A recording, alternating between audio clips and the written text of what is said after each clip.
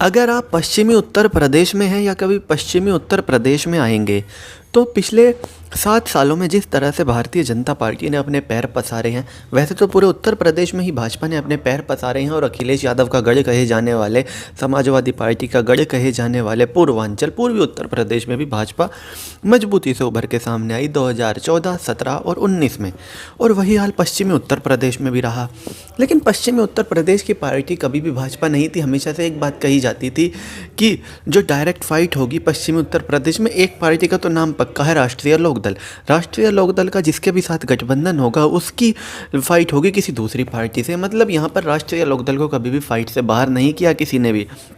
2017 में जब राष्ट्रीय लोकदल अकेले दम पर चुनाव लड़ रही थी, उस वक्त भी लोकदल के कार्यकर्ताओं ने जान लगा दी थी और 10 सीटें ऐसी थी जहां पर टॉप 3 में राष्ट्रीय लोकदल रही थी। एक सीट जीती भी थी और एक सीट 400 वोट से हारे और कई सीटें ऐसी रही जो 1000-2000 के अंतर से हारे।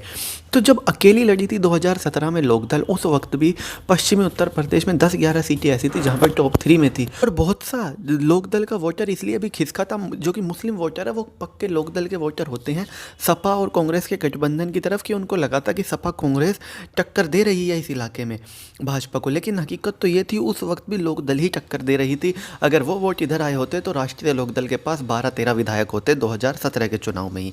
खैर, जो हुआ सो हुआ।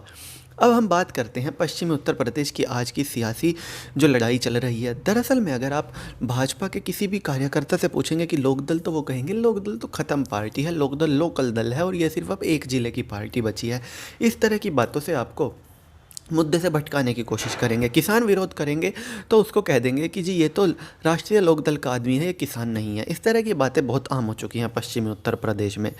लेकिन हकीकत तो ये है कि अगर लोकदल ख़त्म हो गई है तो फिर बात बात पर हर मुद्दे को बीजेपी वर्सेस लोकदल का नाम क्यों देती है।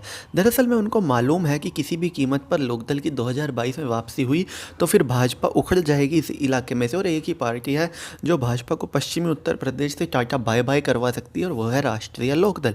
और ये बात मैं नहीं कह रहा, ये बात सभी पॉलिटिकल पंडित कहते हैं पश्चिमी उत्तर प्रदेश के, कि इस पार्टी से मजबूत कोई पार्टी नहीं। अकेले दम पर लड़ती है तो भी 40-40 हज़ार वोट एक विधानसभा में मिल जाती हैं, वो भी इतने ख़राब वक्त में भी। तो सोचो अच्छे वक्त में तो ये पार्टी क्या हाल करेगी। और यही कारण है कि संजीव बालियान जो बीजेपी के सांसद हैं मुजफ्फरनगर से, वो गाँव में जा रहे हैं। उनको पता है किसानों में नाराज़गी है, लेकिन उसको राष्ट्रीय लोकदल के कार्यकर्ताओं की नाराज़गी बता रहे हैं। दरअसल में अगर संजीव बालियान को किसानों से मिलना था तो बेहतर होता उनकी नाराज़गी दूर करके मिलते। ऐसे वक्त पर मिलने का फैसला हुआ जब पता था कि किसान नाराज़ है। पहले तो 3 किसान बिलों के खिलाफ, फिर गन्ने के दाम नहीं बढ़े, डीजल पेट्रोल के दाम बढ़ रहे हैं, बिजली इतनी महंगी है। इन सब बातों के बावजूद बेहतर होता संजीव बालियान किसानों की इनमें से किसी एक समस्या के बारे में बात करते, उसका समाधान करते, क्योंकि सरकार में है, केंद्र में भी वही है, राज्य में भी वही है, लेकिन इनका समाधान करना जरूरी नहीं समझा। पहुंच गए किसानों से मिलने की, किसानों की बात सुनेंगे, और जब किसानों ने विरोध किया तो उसको राष्ट्रीय लोकदल का विरोध करार दे दिया। एक तरह से दिखाता है जो बौखलाहट हो चुकी है भाजपा पश्चिम उत्तर प्रदेश में राष्ट्रीय लोकदल के बढ़ते वर्चस्व को देखकर, कि राष्ट्रीय लोकदल अपने पुराने दिनों में लौटती जा रही है। और जैसे जैसे लोकदल पुराने दिनों में लौटती जाएगी, ये बेचैनी बढ़ती जाएगी और हर मुद्दे को पश्चिमी उत्तर प्रदेश में लोकदल वर्सेस भाजपा बनाने की कोशिश यकीनन की जाएगी। तो चलिए दोस्तों, मैं चीनू दहिया फिलहाल इस वीडियो के लिए इतना ही। आगे भी इसी तरह की देश, दुनिया, बॉलीवुड और खेल की तमाम खबरों के लिए बने रहिए चौधरी न्यूज़ के साथ। जय माता दी।